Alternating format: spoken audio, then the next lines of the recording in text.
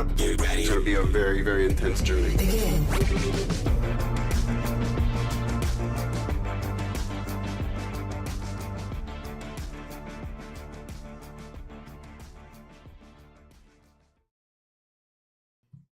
What's up, everyone, and welcome to episode 141 of the Frameskip podcast. I am Andie Eller, and I am joined for the first time in, God, I don't even know how long, by everybody that's supposed to be on this podcast, including the coach, Kyle Newman.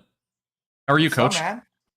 I'm doing good because I have my Mandalorian tumbler. Very nice. Which I have the tattoo right there also. So doing good. So, Coach, what will you do now that you've got that tattooed on your body? What will you do if the seasons get progressively worse and you become like actively unhappy with the direction of the Mandalorian? Well, season 3 did get worse, so so not a good track record so far, is what you're saying. Like, all right. Oh my god! It's all right. Oh Lord! All right. Well, speaking of great track records, the other two guys are here most weeks. George from Shortbox Summary. Woo! What's up, man? Weeks. We do this for weeks. Woo! Seth, Blake House. I'm thinking we need to change the name because it doesn't vibe with me. Right, from a weak to a strong. I don't want to be associated with anything weak. You know what I'm saying? Like I get there's it. Four There's four strongs in a month. Yeah. Okay. Yeah. I get it. So what would you call days in the circumstance? What would be like the in-between? Would they also be strongs? Well, no. Yeah. I mean, days. To be flexes. Days flexes, are fine. I like that. It's just that like week has a pretty specific definition to it. It's like there's 4 strongs in a month. There's 7 reps in a strong, and then I think 24 reps in a. No, sorry, 24 flexes in a rep. This is some crazy math and definitions that I am not familiar with. I got to be honest. Yeah, I just don't want to be associated with anything weak. Sadly, I'm weak. So Seth, if you need to leave the show, you can. But when Seth started saying that, I really couldn't tell if he was having a stroke or if I was having a stroke. I'm like, wait, what's going on? just a little of everything. Something bad is happening to one of us, but I can't tell who. So Alden in the chat, who is watching us live on YouTube, if you didn't know that, if you're listening to us on podcast services after the fact or the recording of this on YouTube, you can watch us as we record live. Just kind of stay tuned to our social media pages, subscribe to the YouTube channel, and you will be notified when we go live. But Alden in the chat says, Seth out here looking like a guy on the cover of a porn you find at the dollar store. I was with that until the end. I mean, last part hurt a little bit. Most porn consumed in the world is free, so $1 is actually like infinitely more valuable than. All right, now you did bring it back around. Now I do feel pretty good about that because you are correct. That is true. It's true. High class porn stash right here. All right, $1. Subject to local, municipal, and state taxes. Yeah, that's true. This is the first time I've ever had the straight stash. Normally I go handlebar. All right, you can't tell, but like my sideburns kind of line up with it. Wow, you put some thought into that. Yeah, almost 3 whole minutes of thought. Yeah. So you should do the Chris Pratt Avengers stash or beard rather, where he's got like the weird like half beard. I forget exactly how it looks, but I just remember it looking very strange, and I think you should do that. So see, because like one thing you really gotta watch out for when you have a straight stash, right, is that like how far in you trim it, because like how far in do you trim it before it becomes a Nazi stash? Because like I'm not moving pretty far in, and that's already looking pretty bad. All right, and if I go like here, it's like okay, now we got a problem. You won't do it. No, I will not. But I will say, somebody in history at some point needs to take that stash back. It's not going to be me, but someone needs to fall on the sword. All right. Can't let one guy in history ruin a stash for the rest of the time. all I'm saying. Someone needs to I get Stash back. literally wrote a newspaper article about that same thing 14 years ago, like my sophomore year of college. Nothing's changed. I was like, it's fucking weird, right? That we just gave up on this entire rendition of facial hair because of one dude. He was so bad that he literally ruined the mustache for everybody. For everyone. Yeah. So, Coach, what have you been up to? I don't even know the last time you were on this podcast. It's got to be at least a couple months, right? No, I think it was about a month ago, maybe October-ish. Okay. So, what have you been up to in that time? What do you got going on? Anything you've been playing, watching, consuming, whether that's turkey or otherwise? Only had one plate on Thanksgiving, believe it or not. True story. Okay, so I platinum Spider-Man 2. And right before that came out, I platinum Spider-Man PS4 because I had the PS5 platinum. So to get back into it, about 4 or 5 weeks before it came out, I went through and started playing Spider-Man, but PS4 version, so I could get that plat. So I got those 2 plats since probably the last time I was on. So what did you think about Spider-Man 2? I think you might be the only person on here who hasn't really talked about it. Or if you did, it was way early on when it first came out. So what did you think overall? So, it was interesting because while I'm playing it, I had a totally different vibe than Tears of the Kingdom because I love both Breath of the Wild and Spider-Man, pretty much about the same, right? I just really got into both games. Like those 2 are one of my top games. Going through Spider-Man 2 at the beginning, I wasn't feeling it as much, right? I just kind of like, okay, I'm not getting that same feeling that I had when I played Spider-Man the first time, where that's all I thought about. And it wasn't until I probably stopped for a week and a half because I had military training. And then you were like way into it and you were making a lot of progress. Like within a week's time, you had like finished it and you platinumed it. So then I'm like, all right, let's do it. And then I finally got into the symbiote portion of the story. And bro, I was hooked in. I'm like, God damn, this is amazing. Yeah, that game is so good. And I was wrong. I guess George obviously has not really talked about it on the show yet, but Coach, I know you had not really, but yeah, I agree with you. I think for me, the beginning was kind of slow. I'd say the first maybe third or quarter, it took a little bit for it to get going, I feel like, compared to the first game. But at the same time, maybe the first game was different in that way, just because it was like the first time we had ever gotten a Spider-Man game like that. And so, I was hooked the whole time for the first one. What were you going to say, George? I really like the Spider-Man games like that we've gotten from Insomniac. I don't think fundamentally they're that different than any older Spider-Man games. Yeah, that's I think true. they're like better. But man, how old were you when Spider-Man 2 came out, the movie? I think that was 2004, Austin. Oh, I would have been 8. Okay. Did you play the Spider-Man 2 game on Xbox or PlayStation 2? I never played a whole lot of Spider-Man 2. I did, however, play a lot of Ultimate Spider-Man, and I love that game. Yeah, like that game, probably the better game, but like Spider-Man 2, like I just remember buying that for $20. Yeah. Like at the beginning of the summer, and that was like all I did that summer. I'm just saying, like Insomniac, obviously world-class developers. They really know how to put together a product. However, it just seemed like they perfected something that was pretty close to perfection before. That said, I'm very eager to finish Spider-Man 2. I always liked the arcadey nature of Web of Shadows. Yeah, Web of Shadows is a very good game. I never played that, and then there was that other one on PS3. Shattered Dimensions. Yeah. Did you guys play Shattered Dimensions, George or Seth? I did play Shattered Dimensions. How was that one? Not very good. Dude, honestly, like at the time, Shattered Dimensions got really good reviews, and I never was a big fan of Shattered Dimensions or Edge of Time because they're both very linear, very small stage Spider-Man games, and I don't think he plays very well in those. I did think that they all had like a decent plot, but the weird thing is that in Shattered Dimensions they're constantly switching you between 4 Spider-Men. and they all play drastically different. So there's no like rhythm you get into in Shattered Dimensions, which I think is an issue. I confused Shattered Dimensions with Edge of Time. I don't think Edge of Time was very good. Like I thought that game like literally just ran like shit.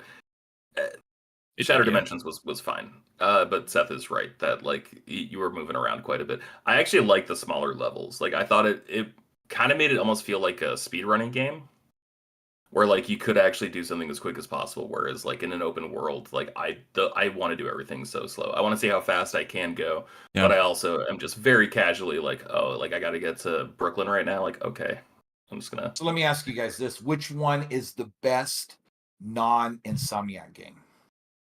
Ultimate Spider-Man, of course. Ultimate. Yeah, I didn't play what enough. System? Xbox, GameCube, PS2. Yeah. Okay. Ultimate's my pick as well. I didn't. That one just because it has personality. Like it was very much modeled. It was like cell shaded. It was made to be like the Ultimate comic books, which mileage may vary with those depending on who's reading them. But the fact that it just like carved out a niche and just really stuck to it was really cool. Like it had a point of view that was unique. Yeah, I never played enough really to say if it definitively is the best one, but for me, I mean, that's the one that I played the most of and I loved it. But it's interesting because you look back at that game and then likewise there was Hulk Ultimate Destruction, which just those two games kind of went hand in hand for me. Like the gameplay of those games, you know, somewhat similar in a way, and both are very good. PS2, GameCube, Xbox. That was low key a golden age of superhero games. Like the Fantastic Four game is probably the worst one, just because it's like a button masher. Like it really is like a brawler. And then X-Men Legends is just like a Diablo clone, which is excellent. That one's a ton of fun. The Punisher game was this incredible third-person shooter where you could just do the most violent shit to people. Like there is an interrogation minigame in the game where you'd be like dangling some dude over like a shark tank or something, and you had to like thread the needle with the analog stick about how much pressure you were exerting, and you had to like hold it in a sweet spot to get them to like tell without like, so they believe that you'd actually drop them into the shark tank without like actually, if you push it too far, you would just drop them in the shark tank and you wouldn't get the information you needed. And they could like unlock hidden paths in the levels to like get you to your objective a little easier or get you to like a special weapon that would make it easier. Really cool, interesting game. So there's two games from that era that are pretty pricey on eBay. I mean, I think they're still affordable, but it's the X-Men Origins Wolverine and then the Captain America game. Did you guys play those? Yeah, Captain America is just like a really, really watered down Arkham Asylum. Really?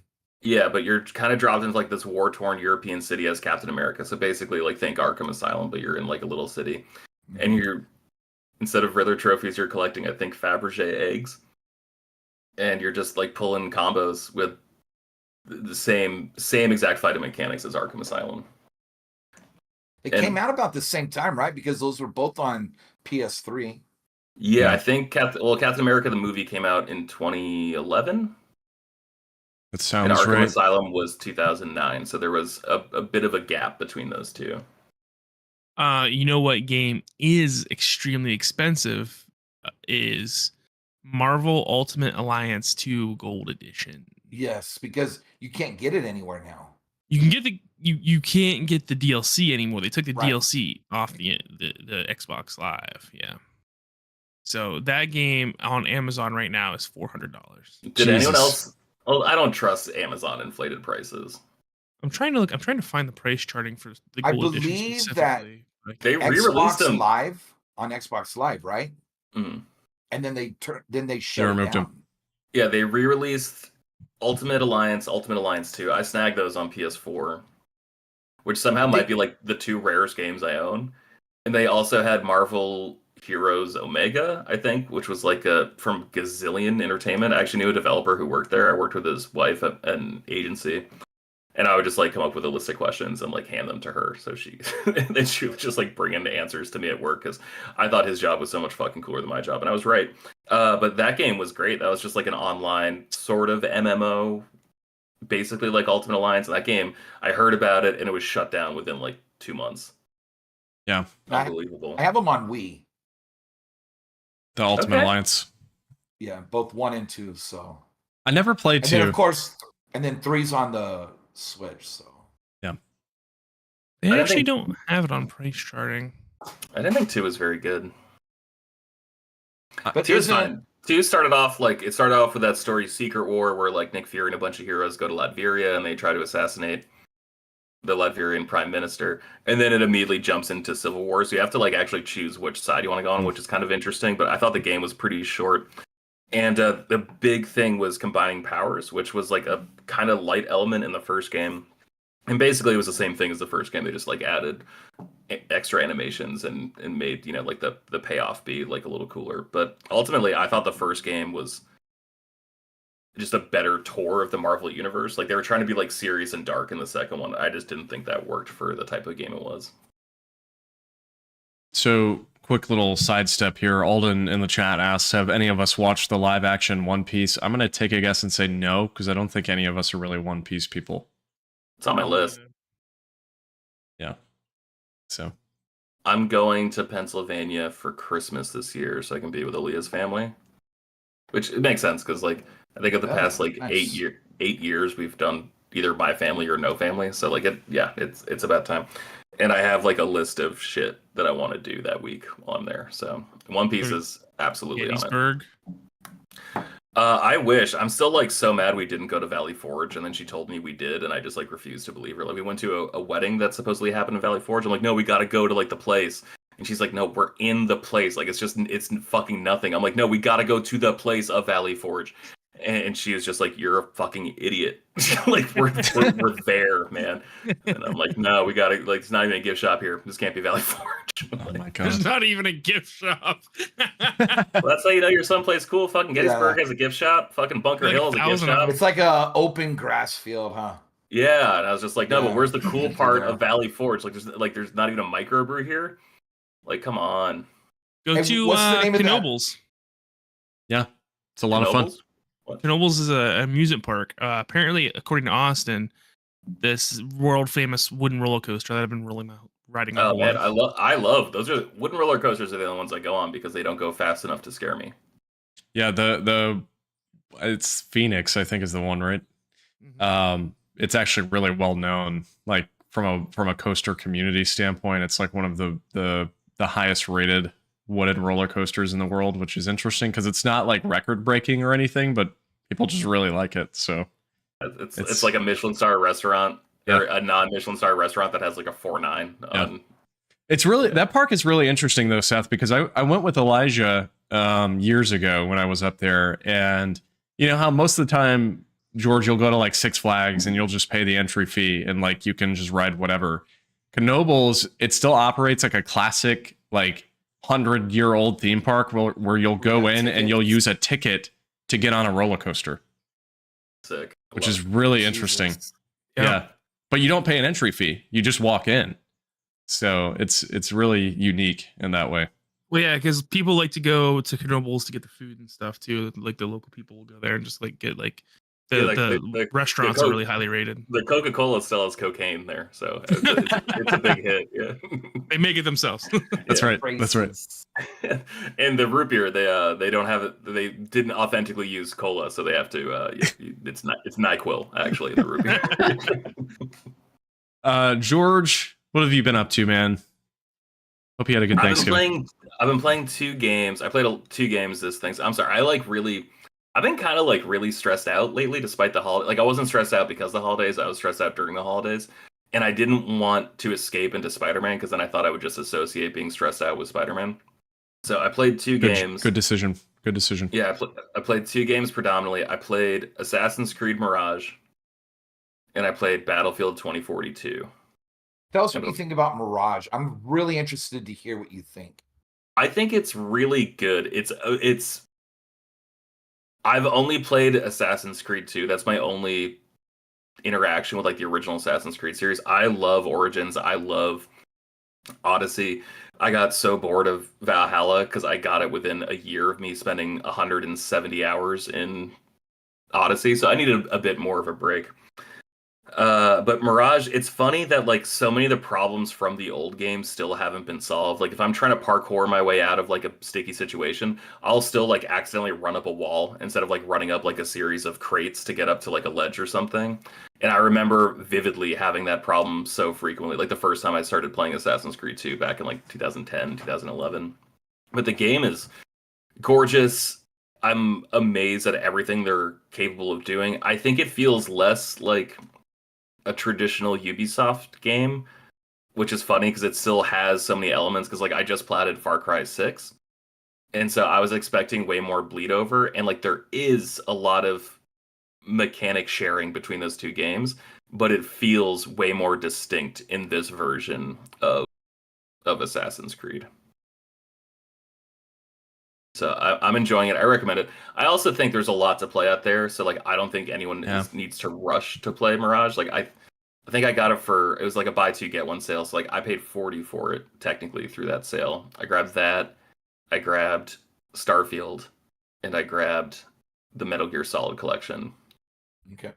So I think 40 for all of those technically. So I think it's like a perfect like $30 game, $20 game. But again, it's like one of those like there's probably better games to play, but it is very pretty. It looks great in HDR. Nice. Yeah, I kind of dipped off Assassin's Creed just frankly because of the length of those games. I mean, they're just it's too much for me at this point. And oh, you're gonna love this one. It's a 25-hour platinum. I know, and that's why I'm like, you platted it? Not yet, but I'm inching my way there.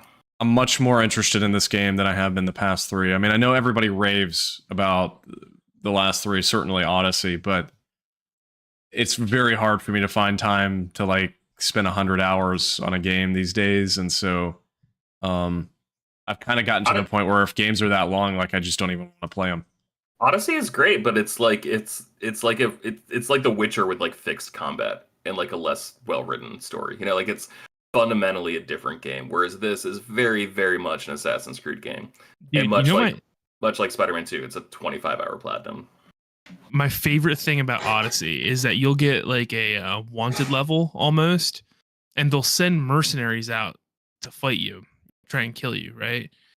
And these mercenaries have like a homing beacon on you. Yeah. And you can activate your eagle vision and sometimes see these dudes just like beelining it to your location. No matter how far away they are or like how hidden you are, you'll see this mercenary just like running up on you. And sometimes like more than one will get you too. And sometimes they're really hard to kill. And it's like really funny. I enjoyed Odyssey a lot. You can see them running from like almost across the map. And the funniest thing is like if you get on like the third story of like roof, they'll just like show up right to the base of the building, and then they're like, "Fuck, he's not here." Like I don't know what to do. And it's like, "Oh, you haven't heard about my climbing abilities? Like you don't want to like just like climb up. It's ancient Greece. These buildings aren't very big, you know. You don't want to just like jump up a couple flights. Okay, that's cool. And then you have to like try to distract them. And you're right, man. When there's two mercenaries chasing you, trying to get them to fight each other.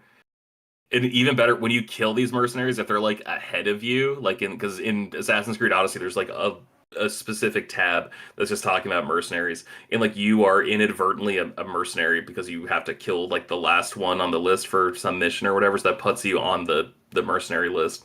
And then if you kill one who's ahead of you, who's like coming to claim your bounty or whatever, then like you move up, and it's fucking incredible. It's so good. Yeah, it's really good. So George, the other game you had was Battlefield. What's going on there? I have been playing Battlefield Bad Company 2 nonstop, and I really regret not playing this game more when it was like a new game. So in an effort to head that off, I've been playing a lot of Battlefield 2042 lately, which is the most recent Battlefield game. And I know that game got shit on to death when it first came out. I didn't touch it when it first launched, but like I heard that like it didn't even launch with like a way to see how many kills or deaths you had in a match. Like it was just like a very incomplete, very rushed game. No leaderboard, yeah. That is not my experience. This game is fucking awesome. This game is just like a huge, crazy Battlefield game. And I love it so much. I think I'm like level 12, like after playing all weekend with like no double XP or anything. I just played that many matches. I had a blast. Yeah, I was telling George off air before we started the show that I actually myself was thinking about jumping into this game because it's been a while since I've played Battlefield. I used to just adore that franchise. I mean, I didn't play a bajillion hours, but I probably sunk 300 or 400 hours into both 3 and 4, and Bad Company 2.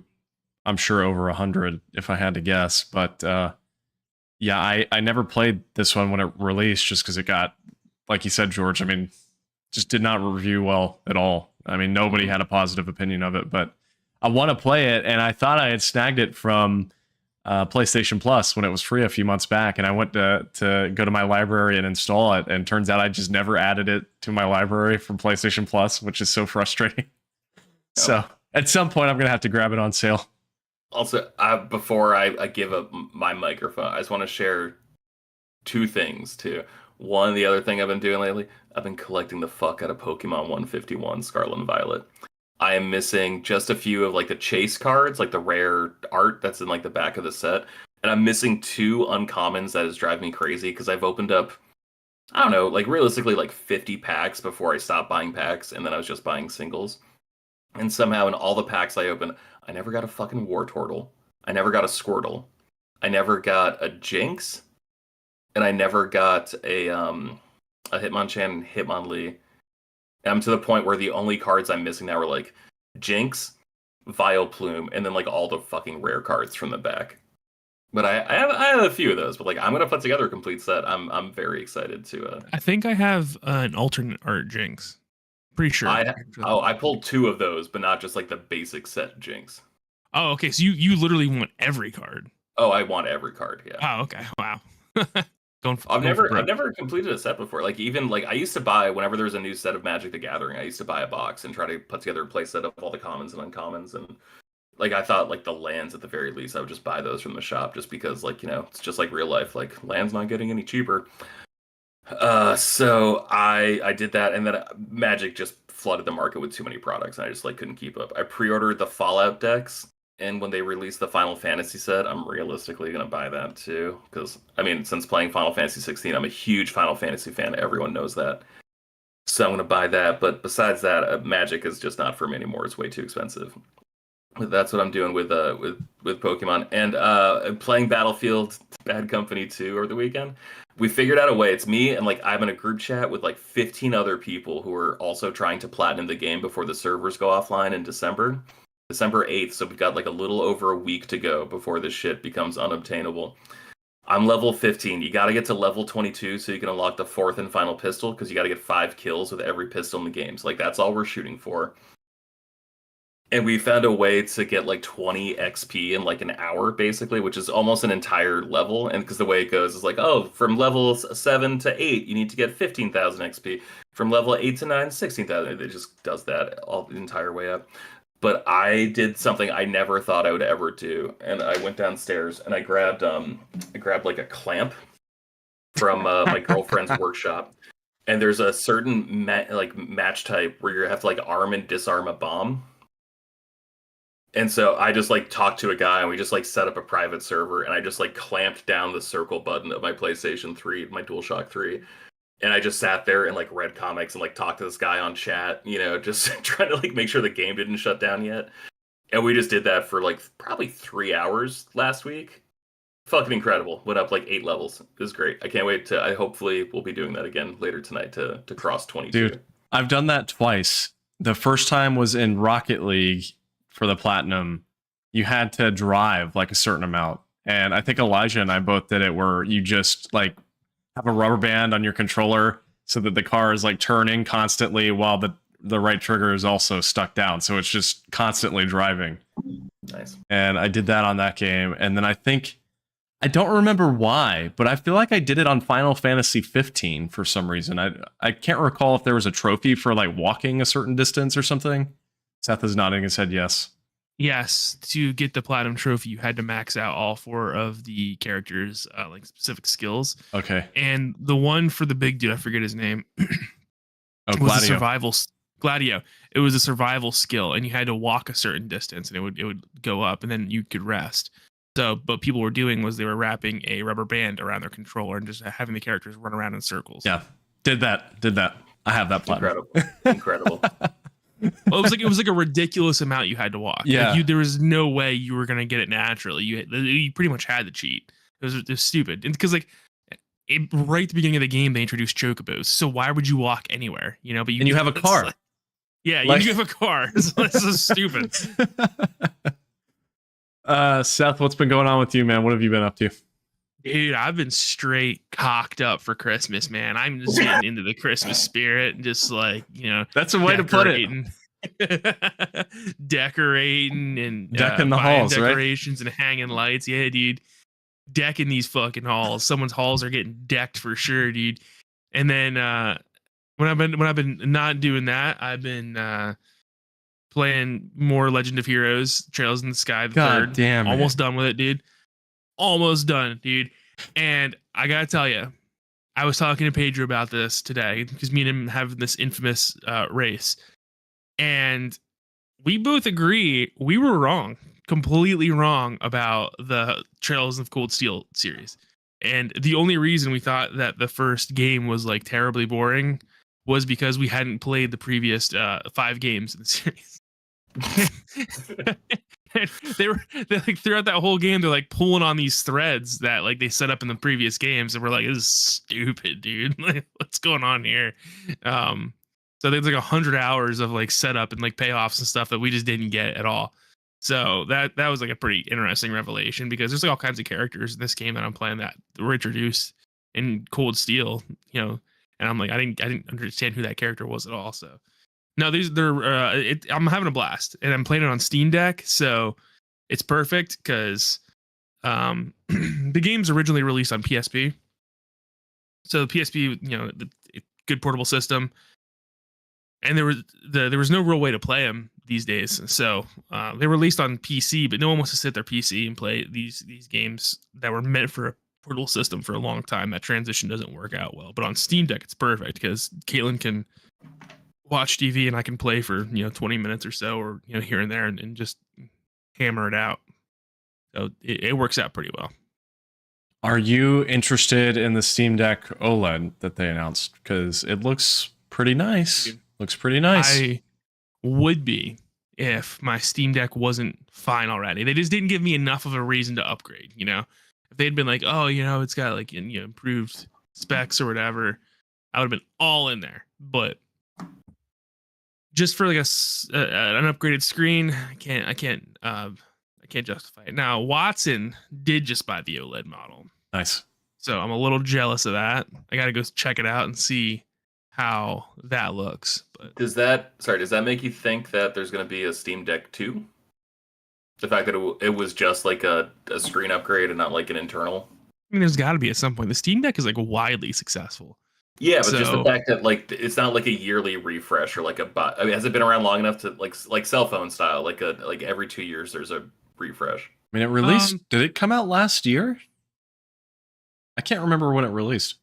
I think it came out like almost 2 years ago. I got mine in like April. I think that was like 6 months after it came out.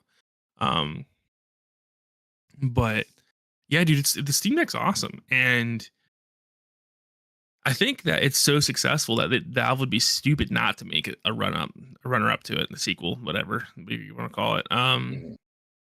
That's more powerful because although it can play almost all modern games, it's playing them at like low settings, right? And where it's like barely getting by on them. So I would be down for a Steam Deck too. I love my Steam Deck, man. I play the crap out of that thing. It looks really nice. I want to get one on one hand, but at the same time, it's like I already have a Switch. I've already got like all these other systems, and frankly, I don't play much handheld. So, but it does look cool. I wish it was. I don't know. I wish it was more like in the $450 range. I know you can probably get the cheapest one for somewhere around there, but I'm not positive. So I don't think it's been at that price for a long time, dude. Yeah. The OLED model is $400. Okay. And the LCD model, the lowest end, is $350. Nice. with the 512 being 450. Now, it doesn't look like you can get my model anymore, which is the high end LCD. Okay. Well, interesting. You've been up to anything else, Seth? Anything else you've been playing, watching? No, man, no, not really. Me and Caitlin did start watching Yu Yu Hakusho. She's never seen it, and I'm like, this is a good one. This is a classic. Which one? Yu Yu Hakusho. Spirit Detective. I'm like 35 episodes in. I'd never seen it. Like I caught random episodes on Toonami as a kid. But so good, dude. Yeah, it's really fun, man. And that era of animation, is this age biases? I just think like nothing looks better than 90s anime to me. And I don't know if that's because that was the first time I saw anime, but like something about the coloring of shit today just like looks off to me. Like I was watching like a random clip from like Food Wars or something. And I'm like, this looks like a little too pristine. Like I needed like a little bit more gnar in my shit. And Yu Yu Hakusho does it. A lot of Gundam series, especially 0083 and 0080, like anything from like the late 80s, early 90s, just fucking has it in spades. Yeah, I think you can tell there's like a lot more soul put into anime back then. I think today they have a lot of help from the computer animation and stuff, and I think it comes out real clean. It looks real good, but there is something special about those old school anime where you're like, dude, someone worked in a sweatshop for hours crafting this piece of brilliance right here. The art styles back then, though, they all have a similar feel, which I liked. I mean, obviously you've got some variation, but I don't know. I think my favorite is Trigun. There's something about the Trigun art style that's just so good, so good. But, you know what I was thinking about today? I was thinking today about like what I think the greatest moment in anime is, right? And a couple of them came to mind where I'm like, okay, so we got like, you know, Goku going Super Saiyan for the first time. You know, like I think a lot of people would claim like that the episode of Evangelion where he first gets in the mech thing. I don't know. I think that anime is stupid. You're wrong. Okay. That's a thought. Yeah. I think, in my opinion, the greatest moment anime of all time is in My Hero Academia when Lemillion saves the little girl, dude. Let's go. And I agree. and, dude, that moment, just thinking about it gets me like all fired up. Have you ever seen My Hero Academia, George? It's the first like like when did like the people take over the school, like during like the tournament thing? Was that was the second season, I think, maybe even the first. I can't even remember. That was not the first. I remember I had my very good friend from Australia, Pank, was visiting me in San Francisco. You know how we met through the Vita group and like the PlayStation Beyond group on Facebook? I met Pank through the Tech Fetish group because that was the first like IGN podcast I really got into. I forgot about Tech Fetish. And so he came up and visited. He's just like, so dude, just like hear me out. Let's just day drink and watch this show. I think you'd really like it. You like superheroes. I like anime. Like let's just try this out. And I watched the first season. I was like, all right, yeah, sure, let's keep going. Like I got a show. I think I got either through season 2 or like halfway through season 2.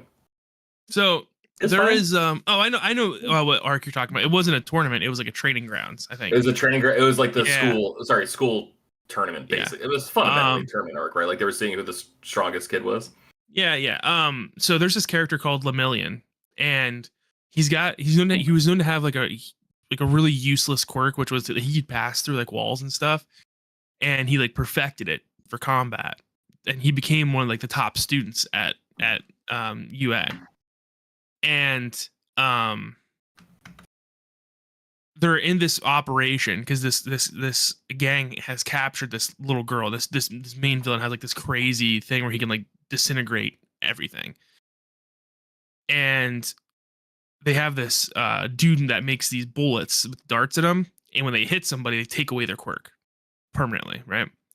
So everyone gets like distracted and held back, and Lemillion phases through all these traps into this room, and he's face to face with this villain, and they start fighting, and it's like a brawl, and one of the villain's like companions shoots Lemillion with this dart and takes away his quirk in the middle of this fight. And dude, incredible moment where it turns out that like it wasn't his quirk that makes him so good, dude. Like he starts trading hands with this villain and like just smacking the shit out of him. And it is now down. It's just straight up brawl, right? So good. And he like is like, you know, throwing his cape and like distracted him, and top tier anime moment, man. Absolute top tier. And he's not even a major character. He's a random side character, and he's got probably the best story in the whole series. So good, dude. There's a lot of really good moments in My Hero in general like that, but I do think that's probably at the top. Yeah. So and he had this whole thing where the little girl's name was Aerie. She's like really cute. She has like a single horn coming up. He's like, I just had to make sure she had hope, and he just like, and I'm like, I'm that guy. That's literally me. then you immediately get the moment, sorry to spoil like all this show for those who have not watched it, but immediately after where Midori goes Super Saiyan, like immediately for the first time, just like a tandem of excellent moments. See, that's how you know Goku going Super Saiyan is the greatest anime moment of all time. Because it's referred. Because you just compared this moment to Goku going Super Saiyan. For sure. So that is sure. People that don't even watch anime like know what that is. So that is a big one. But I really do think people like most people don't even know that this episode exists. Is it the greatest? So good. Is that the greatest moment, or did it just make you emotional? Like it's okay if that's the answer. No, because like the thing is that this type of thing has been done before, right? It's like a superhero getting his power taken away isn't new, but it is the way that it was told and the way that it was done that made it a step above everything else. Because this character is introduced even as far back as like season 2 or 3, and he's like this random weird guy who just like pops out of the floor, and you have no idea who he is. And then he shows up a little bit in the next season, and you realize he's like a major player at this school, and he has like a one-on-one fight with the entire class, and he like decimates them. And everyone's like, oh, who's this like weird guy? And then they and his story is like slowly breadcrumbed to you throughout. And it has this amazing payoff at the end where like, yeah, he loses his power, but he still got the victory. And he saved this girl, and it's like a really good, phenomenal told moment. Good I think. Character development too. Yeah, it's like you know, all like it's in my opinion the best moment of the entire anime right there, and I think it's one of the best in general in all of anime. It's really good. No, I'm with Coach and whatever he's gonna say. It's probably something from Macross or Robotech. Speed Racer. When Speed Racer hits the gas. Yeah, when when the monkey gets scared about him hitting a turn too fast. Yeah, Chim. I do remember when Macross, the Robotech, when it debuted, like it was a pretty big event. Was that a Saturday morning cartoon? No, that was during the week. Oh, really? Yeah, it was during the week, and from what I remember, it wasn't Fox back then, but in San Diego, Channel 6 turned into Fox. So, and it was, from what I remember, it was on Channel 6, but yeah, it was a pretty big event. Like we were into it. I was like maybe 8th grade, I think, when that came out. So, and we didn't have a lot of, because like when Murdoch basically like put together Fox in the 90s and just like bought a whole bunch of like random affiliates and like turned that into a cable network basically. Yeah. Basically, that's the channel where I got to see a lot of Godzilla and Bruce Lee movies on Saturday afternoon. Hell yeah. Yeah. Very nice. All right. Well, on my end, not as much going on this time as last episode. I know the previous episode I was like, yeah, I've been doing this, and this. But really, the main things I've been up to, first off, just from a TV standpoint, finally got caught up on the newer seasons of Doctor Who, which I had not been. And so finished... The Jodie Whittaker stuff. Yeah. I'd only watched season 1, and Andy and I were rewatching the whole thing because she had never seen, or not season 1, season 1 of Jodie's Doctor. We were rewatching the whole thing because Andy had never seen Doctor Who before, and we finally watched her second and third seasons. They were fine, to be honest. I feel like her storytelling just in general was not great, but watched those, got caught up there, and then watched the new special that just came out, which was phenomenal. And very excited to see where they take the series. I hope it stays high quality. For those who don't know Doctor Who, basically it's really two people that make a season of Doctor Who work. It's like the head writer who's like the showrunner, and then it's the person playing the Doctor. Right. And so for the first 4 seasons of the reboot, starting in 2004-ish, 2003-ish, whenever it came back, it was Russell T Davies and first Christopher Eccleston and then David Tennant. That was like the Doctor and showrunner combo, right? And then baton handed to Stephen Moffat, and then Matt Smith, and then Peter Capaldi and Stephen Moffat for the next 5 years or so. Yeah, 6 years. And then it was, I don't even know the showrunner who it was. Chris Chibnall. Okay. Yep. And then Jodie Whittaker, right? Yep. I just don't think, granted, I only watched like the first season of the Jodie Whittaker stuff. I didn't think it had like as much of a personality as the Russell T Davies and the Stephen Moffat stuff. So I just didn't think it had like flavor. I didn't think it had like a point of view. It just didn't have.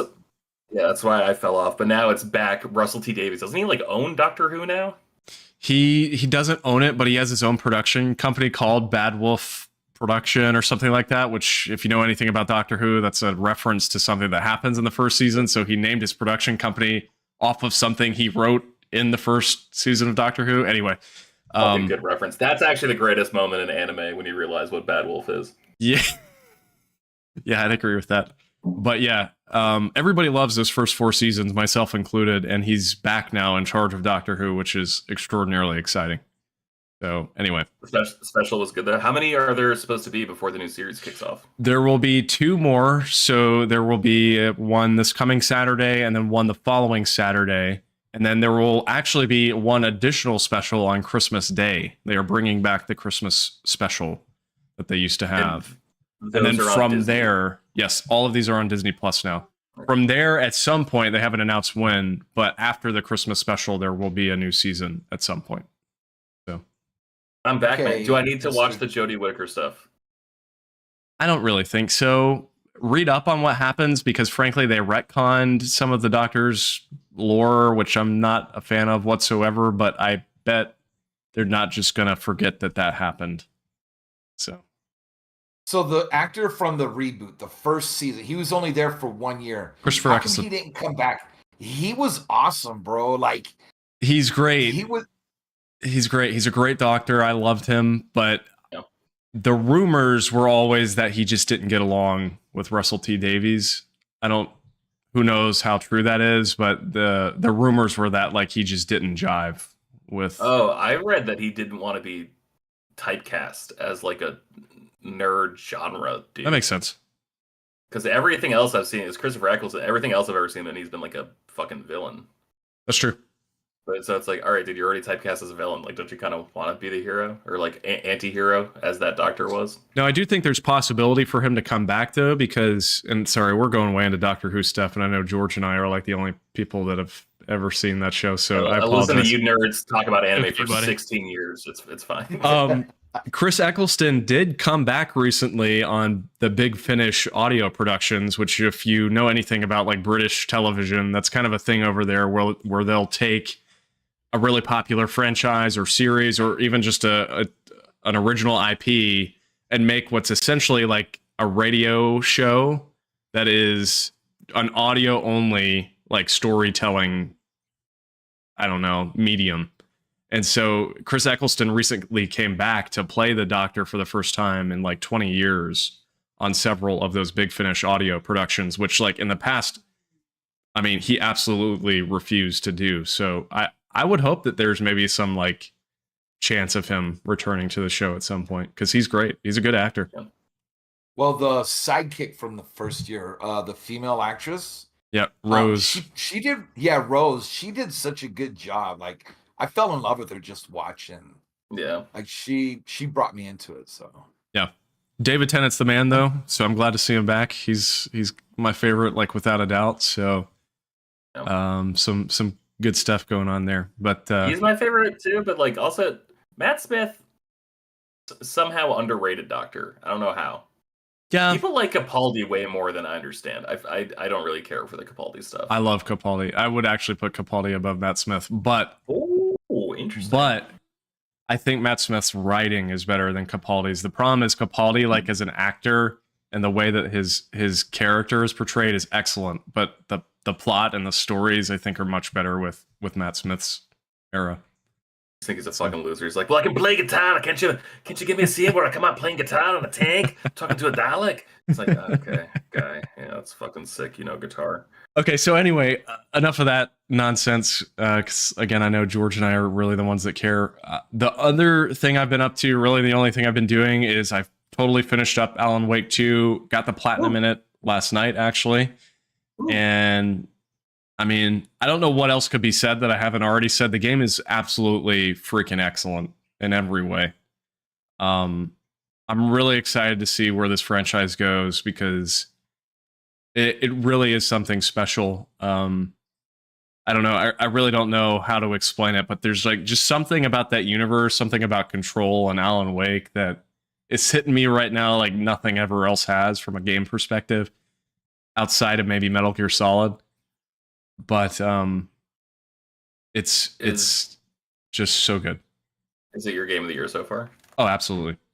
Yeah, absolutely. And frankly, I don't think anything's going to until Avatar comes out. Yeah, that's next right. Week. That's right. That's right. So it's well worth the play. But I know Seth and I mentioned this on a previous episode. If you're going to play it, you kind of need to play Alan Wake, and you don't have to play Control, but I'd say at a minimum you need to play the first Alan Wake and Control if you can.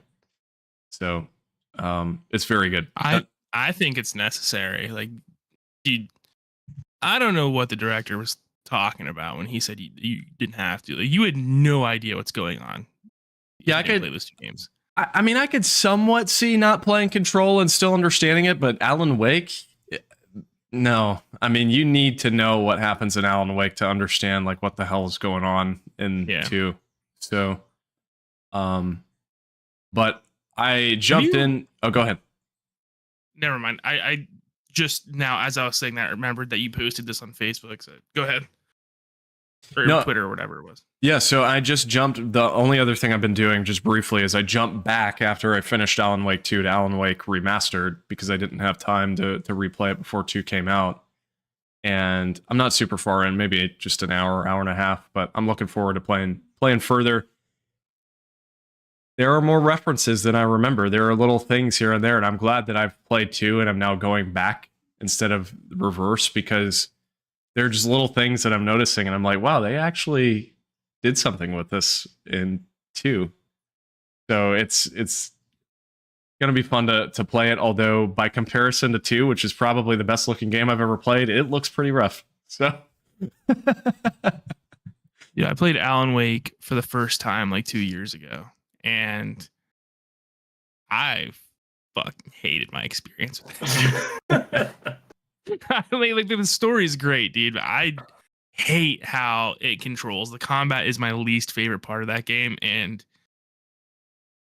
it's so awkward to me that the pivot point for the aiming is at his wrist, which is completely antithetical to like how modern third-person shooters work. But when you're controlling the flashlight, you're controlling it from like his wrist. And it's so hard. It was so hard for me to adapt to that I'm like, I absolutely hate this. Yeah. It does not play anywhere near as good as the second game. And I will say this, that I as much as I adore 2, I still think the gameplay and control is much more precise than in Alan Wake 2. Yeah. That game is freaking flawless. It's the best Star Wars game. It's not a Star Wars game.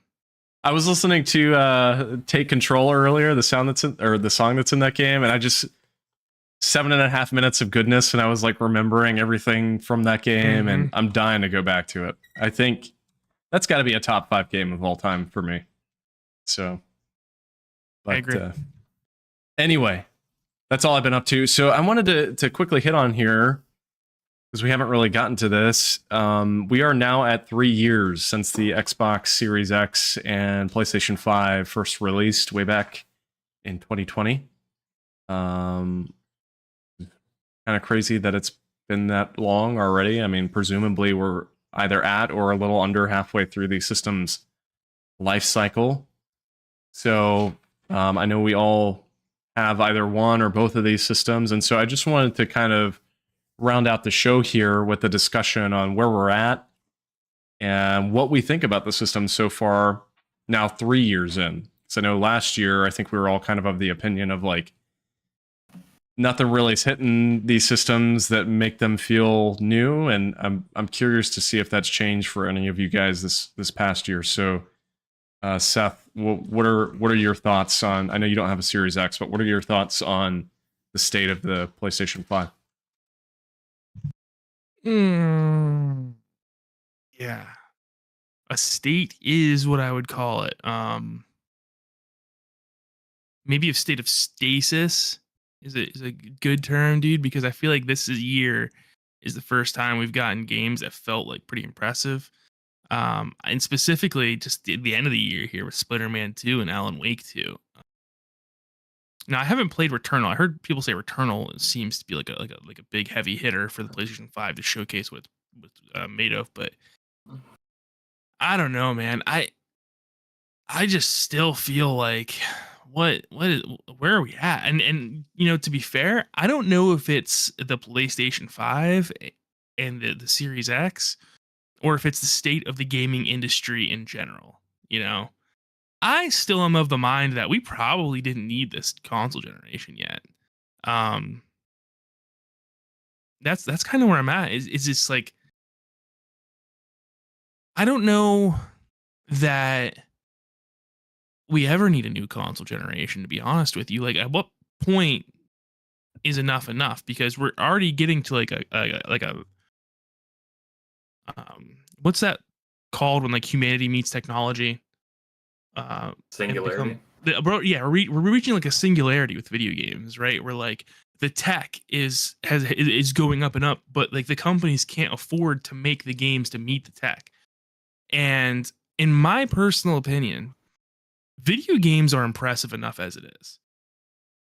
And I don't need my video games to have this ultra lifelike quality that is more than we have already. Like you look at something like The Last of Us Part 2 or something like that, right? It's like, man, like this looks phenomenal. And I think it's enough. I really do think that like we're at a point now where like we've reached the quality and price of video games and they've met, right? And it's like, okay, well, like we don't need to increase the quality and performance of video games anymore. We can already do whatever we want with a video game. We can make whatever world we want. We can make whatever, you know, environment, whatever actor we want come to life. I mean, we're seeing now that they're taking like real actors from TV and movies and capturing them into video games. Hate that trend, by the way, but it's something they're capable of. And they're doing it to like a pretty amazing degree. And I think that might be the reason this console generation feels so stale, because you look at like the massive leaps of technology and performance in the last console generations, and it's like a very noticeable massive jump forward. And I think from the PS4 or the PS4 Pro to the 5, there's just not that jump needed. And there's the SSD, and that's very impressive, but I personally, I wasn't complaining about loading times on the last console generation. You know, I thought it was fine. Whatever. I get 30 seconds or 15 seconds to look at my phone or, you know, take a breather. And they made it work.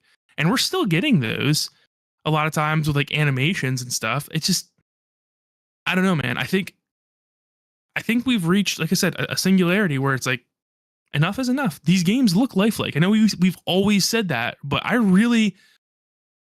so honest to God, for the last 5 years, I don't know that I've noticed a measurable increase in visual fidelity in video games. That's all I gotta say. Coach. It's Austin. All right, George. So, I mean, just thinking about how, go back to the PS1, right? And those first early games they were releasing, but it wasn't really sticking, and it took a little while, but then it was just banger after banger, and then the PS2, PS3, like, so all these systems, it took a little bit for the ball to get rolling, but it wasn't that long, and then you started having amazing game after amazing game, right? Like the Christmas time, of course, was big, and then in the summer with E3, with all the announcements, there was always like a lot of really good games coming out, right? Especially during PS3 and the Xbox 360. But now there is it. I think it is just this, like, what Seth asked: is it Sony or is it just the state of gaming? I think it's almost the state of gaming right now, where, I mean, it's cool to have these, but is it what it was like before, 2-3 generations ago, where we were getting these companies were young and we were getting these amazing games after amazing games? I don't know. It's just, it doesn't feel the same as it used to be. I'll say that. I'll say that. I don't disagree with you. George, now you can talk. Thank you. Let's go. No, sorry, Seth made a good point that I wanted to expand on, but I actually forgot what he said that I wanted to talk about in more detail. I think the video game industry, because I think you guys are right. Like, I think it's inextricable to talk about the consoles without talking about the games industry at large. I think the games industry is falling even faster than the movie industry is into like a trend that I find concerning, where you're right, Seth, and you're right too, Coach, where it's like the fidelity and the attention to detail that games are able to do now is unprecedented. It's unnecessarily unprecedented, right?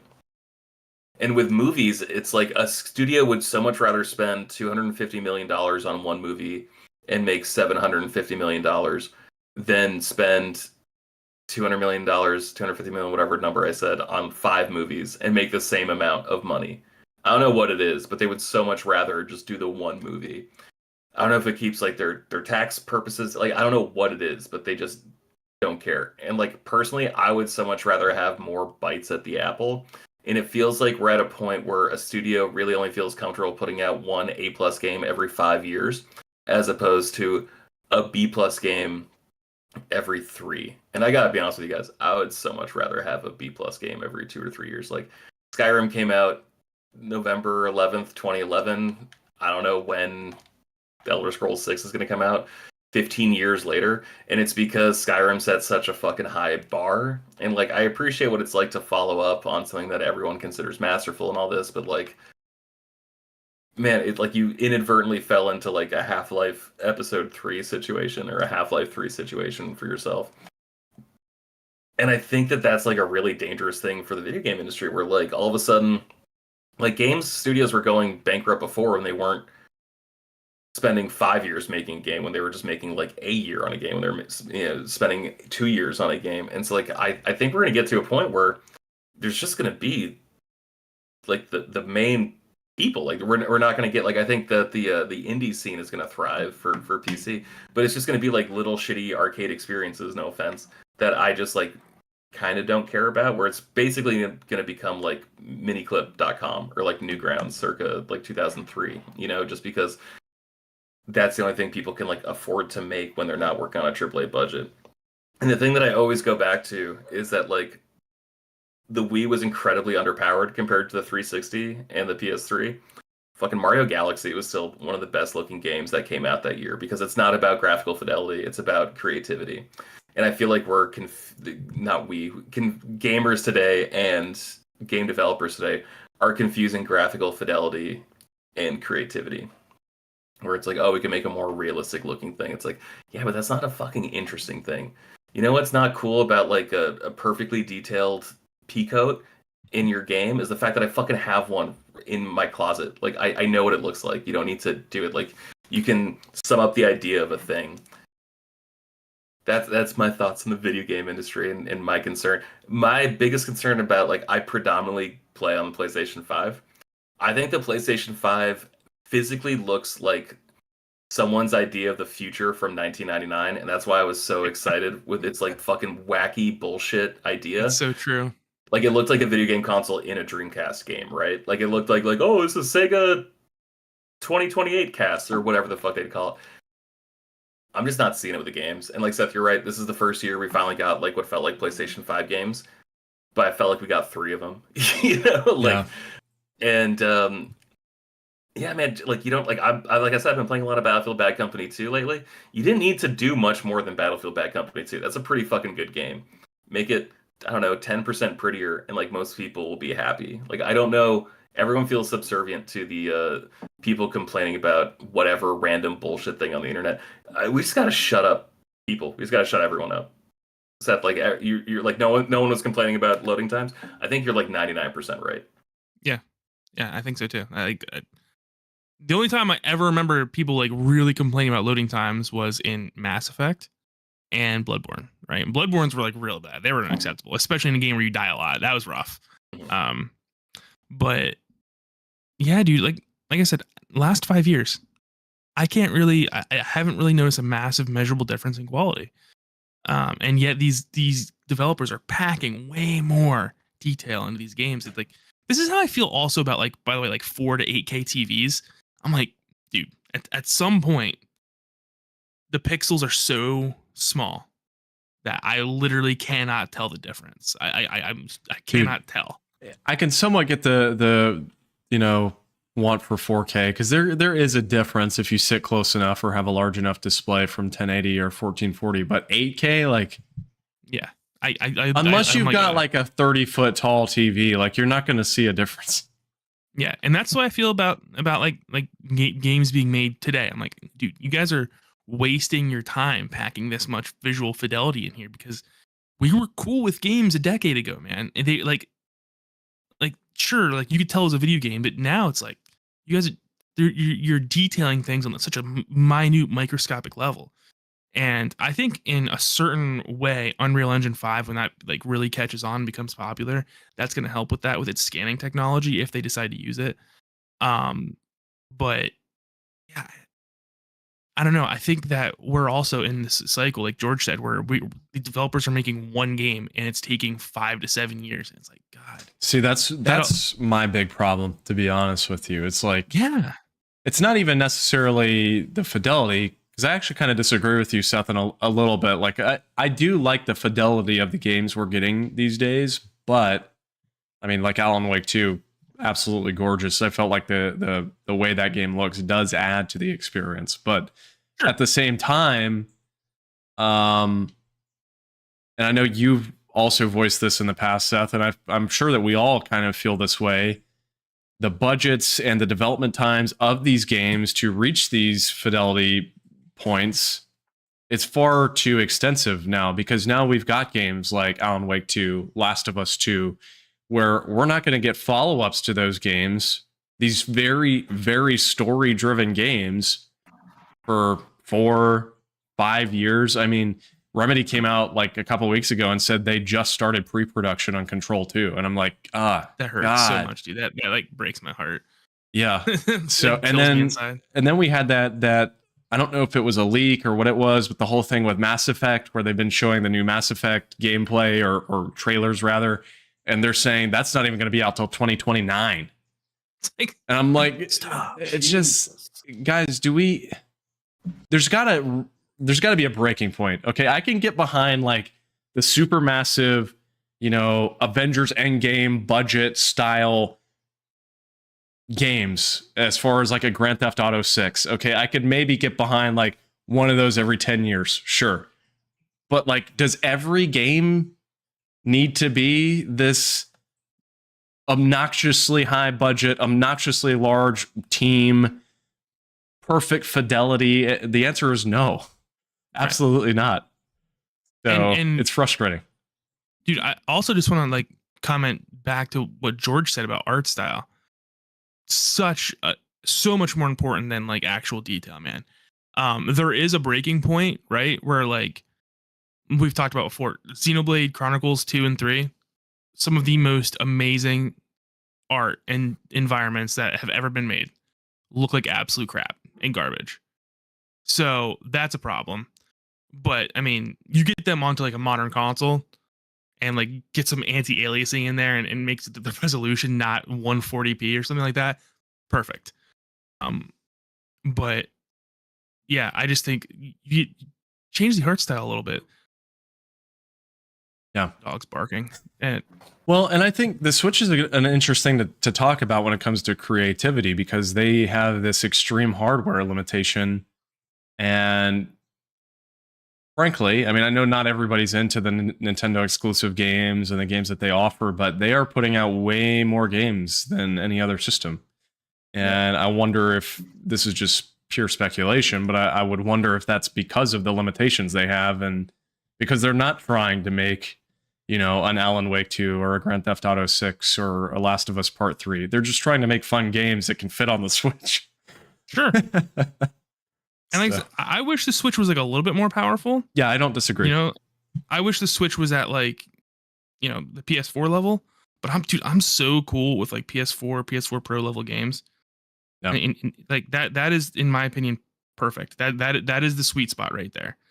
So I don't need like this realistic environment that people are shooting for these days. Well, I gotta be honest, I've been replaying my PlayStation 3 a lot lately. Like maybe that was the peak. Like maybe that's like Sure. Battlefield 2 still looks, Bad Company 2 still looks really good. I played some fucking Burnout Paradise. Game still looks pretty good, man. You know, it's been 15 years. Still looks awesome. I was seeing gameplay from Spec Ops: The Line today. I was like, man, that looks pretty good.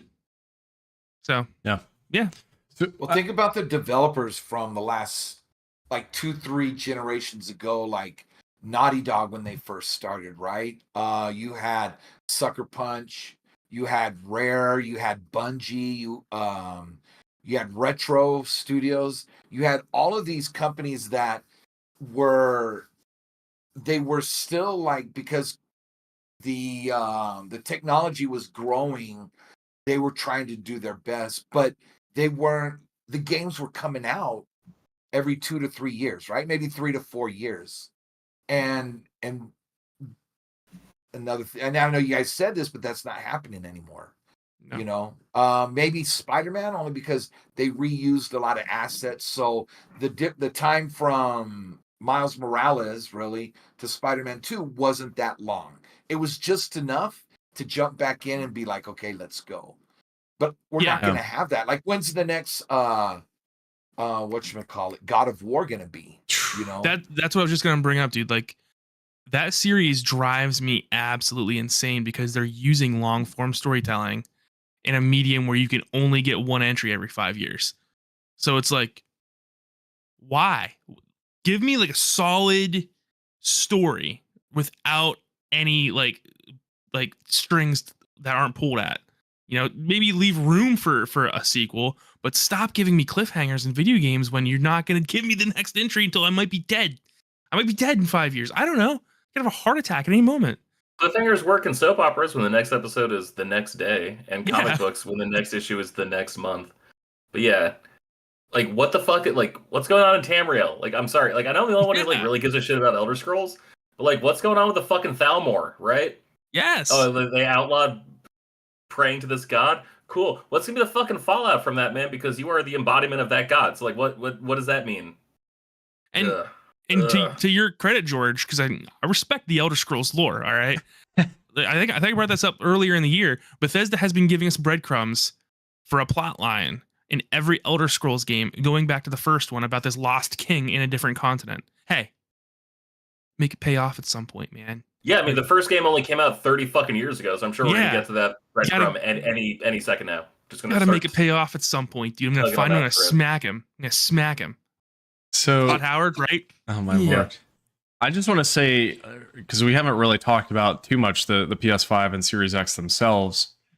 I'm relatively happy with the PS5. I mean, it's essentially, this is the same conversation we've had a couple years in the past now, but It's essentially just replaced my PS4. I mean, it's a stronger, faster PS4, which I'm fine with because I love the PS4. But the Series X, I don't know. I mean, I've never been a huge Xbox guy. It was never like my go-to system. I've always been more lenient on the PlayStation and Nintendo system. So maybe it's just, bias from my years of gaming. But the Series X just is not hitting, man. There is nothing releasing on that system that is of note. I canceled Game Pass and I just bought a code that just gave me Xbox Live so I could keep playing Gears of War with Fabio. I'm like, okay, I just want to play games online. Like, I'm not giving you $16 a month for this shit anymore. Dude, Xbox has straight up priced themselves out of the console space. It's crazy. I don't know what they were thinking. And maybe they don't want to sell consoles anymore. I don't know, right? But I have no reason to buy an Xbox because they have made all their games come to PC, right? If you can't afford a PC, you can play all their games on the Game Pass app and stream them to whatever device you have. And dude, it's not that bad. It's like pretty good quality if you have good internet. So there is no reason to buy an Xbox. There's nothing there for you. If you're just throwing $500 in the trash. So it's like, and especially, dude, if people are like struggling with money, they're probably going to go with the Game Pass route, right? Because with Game Pass, you get a ton of games for a pretty minor price per month. They're not the ones buying like high-end technology. So I don't know who is buying the Xbox Series X, because if you really do care about like visual fidelity and technology, you're going to have the PC, and probably a PS5 for the exclusives. But the Xbox S and X lie in this like weird middle ground where there's no real reason to buy one either way. That it's also weird because it's like traditionally console manufacturers don't make money on consoles the first few years, right? Like they price it super low, they eat some of the cost to get into more houses, and the theory is that people buy enough games that through licensing the Xbox architecture to game developers who develop games for Xbox, that they'll make it back through software. Like I fundamentally remember when Uber came out and we were all like, oh fuck, this is awesome. This is so much cheaper than a cab. This is great. And then Lyft came out, oh fuck, this is sick. This is so much cheaper than a cab. When every tech pushed through, when Netflix came out, fuck, this is so much cheaper than buying DVDs. This is awesome. And then remember when that system replaced the system it was competing with and then jacked up their prices so fucking much that you can like barely afford to use them anymore, to the point that like it's a cycle. I don't use Airbnb anymore, man. I use hotels because guess what? Hotels are cheaper than Airbnb. I don't use Uber or Lyft anymore because guess what, man? Fucking cabs are cheaper. I use Netflix, but only because it has Seinfeld. Whatever. I'm weak. But besides that, like every fucking thing that was supposed to be improved with technology just became the old thing, except shittier and more expensive than the thing it replaced. And so like I'm really like, at first I was like, oh, Game Pass, this is a fucking miracle. Okay, like when is it gonna like when is it going to like take his fucking mask off and just be the old man haunting the amusement park? The prices are already going up, right? So like it's a matter of time. Like it's happening slowly. It's gonna be the Netflix. I'm sure next year it's gonna be awesome, right? Like we're gonna get Avowed, we're gonna get Hellblade: Senua's Sacrifice 2, we're gonna get all these fucking games in theory that were promised within the last 5 years. Whatever, it doesn't matter. I still don't understand what is taking Avowed so long, considering how quickly they did. What was Obsidian's Outer Worlds? Yeah, thank you. How like they turned that shit around pretty fast. And so I'm like, what's taking so long with Avowed? Also, like I fucking need a first-person dungeon crawler fantasy game because where the fuck is Elder Scrolls 6? I digress.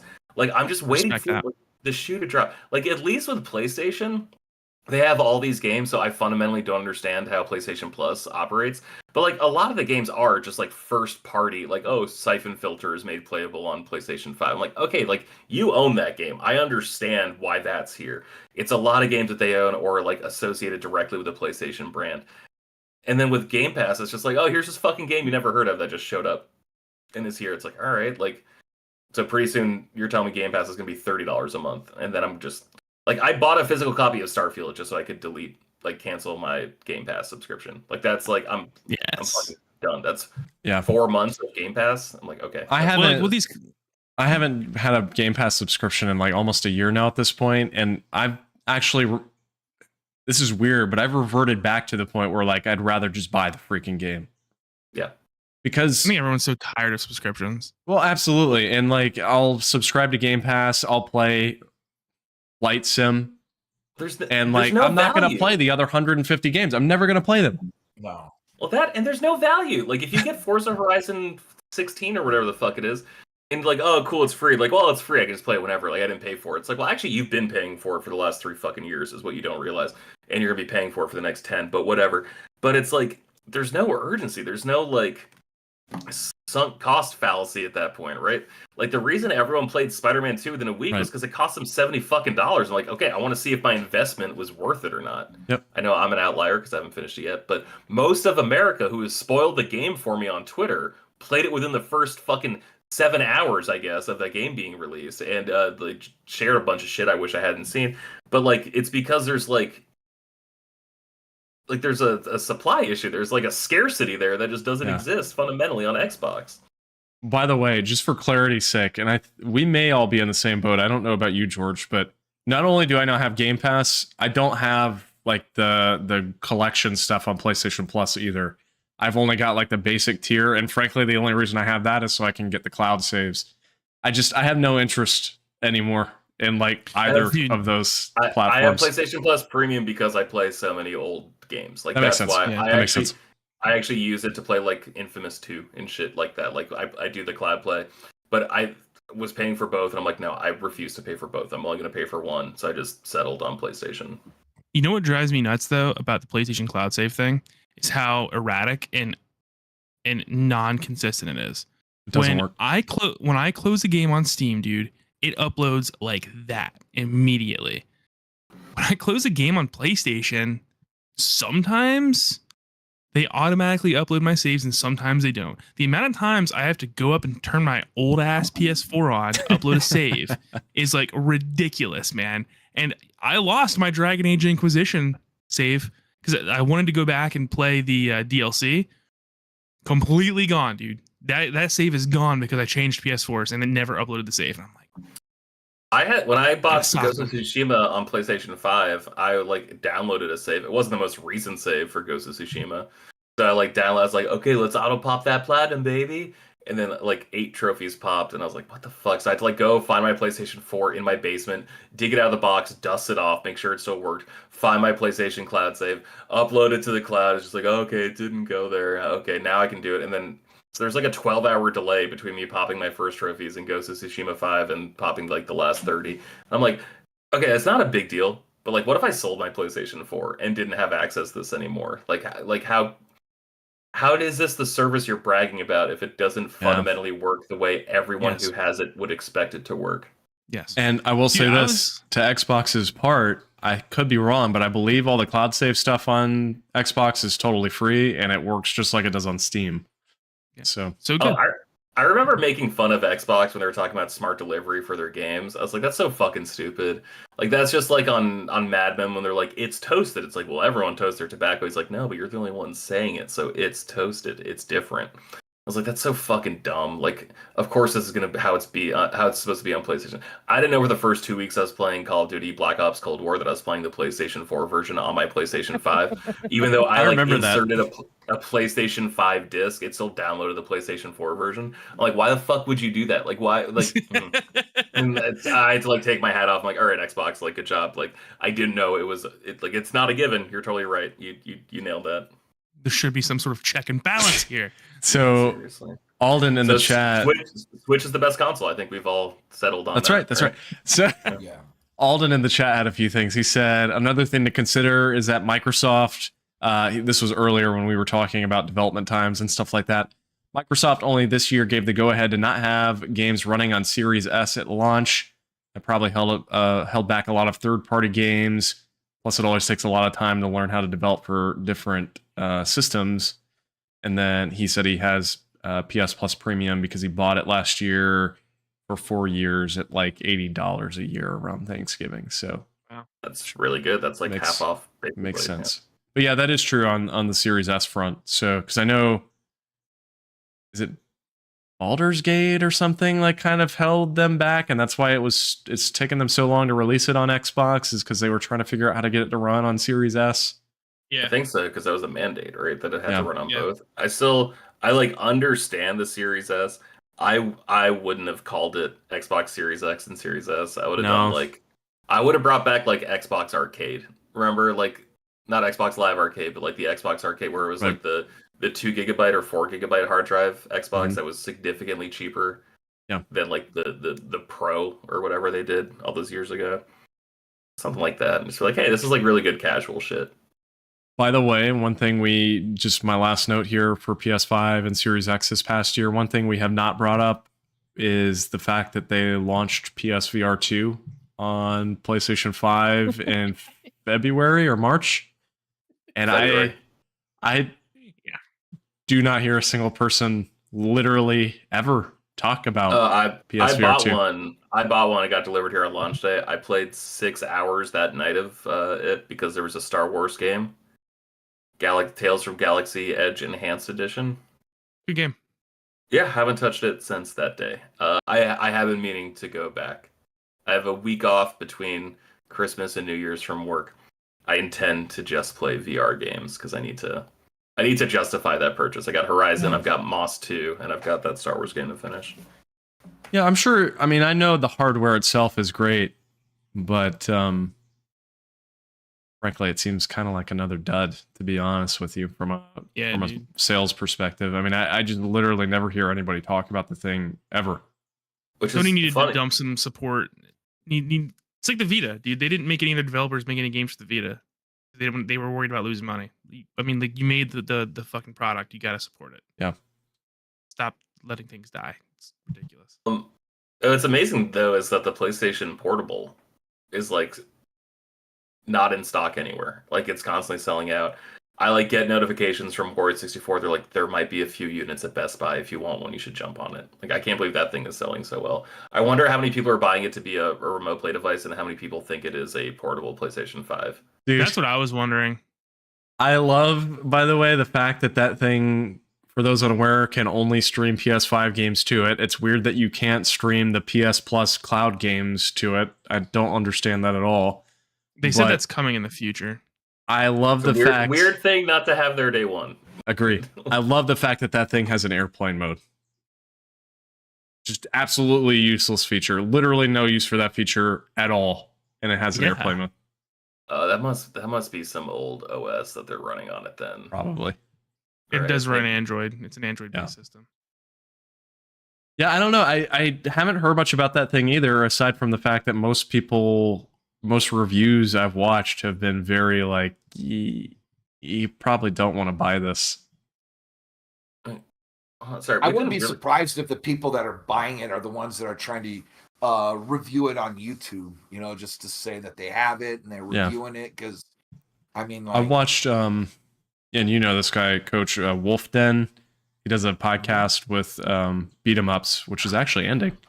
But he did a review of it, and he was given it for free by Sony, and he was showing some gameplay of Spider-Man, and it just like kept lagging on him constantly, and he was like 5 feet away from his PS5, and the audio was like clipping in and out. And I'm like, this just...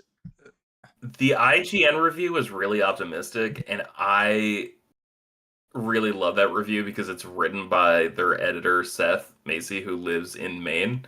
Not that far from me. I actually bought a TV off him a few months ago. I have a really nice, like 35-inch CRT downstairs that I was going to turn into like my classic gaming TV. I'm very excited.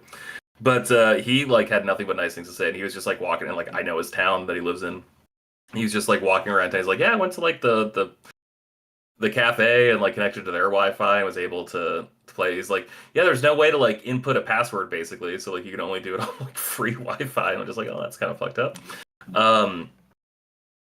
Man, I tried logging into my PlayStation Vita the other day because I finally like bought a new charger, and I had to like I tried logging into the store, and it like prompted me to like go on like my mobile device. It gave me like a QR code to scan to go to PlayStation and set up like a temporary password And I think they're doing that for a whole bunch of like legacy consoles now.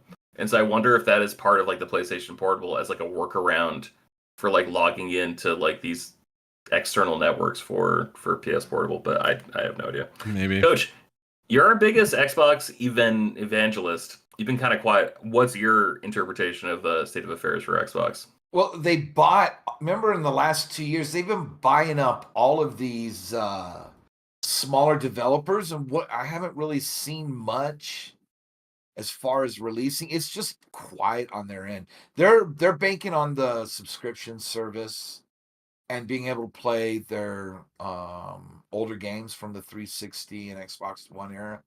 And it just, I don't know.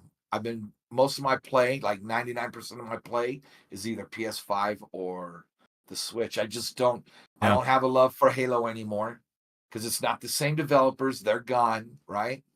It'll be interesting to see what happens when Gears of War comes out.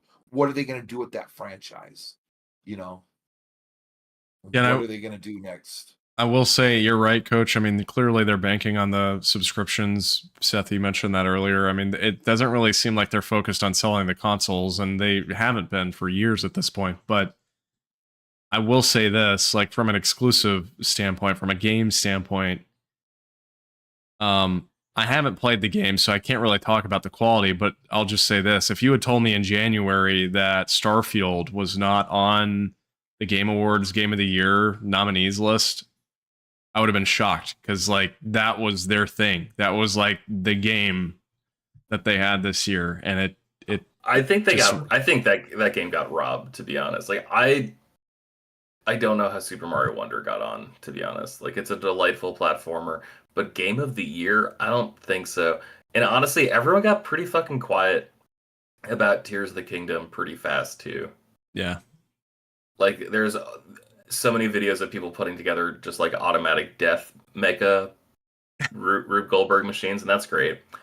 But like I don't know anything about the story, whereas I heard so much shit about Breath of the Wild story.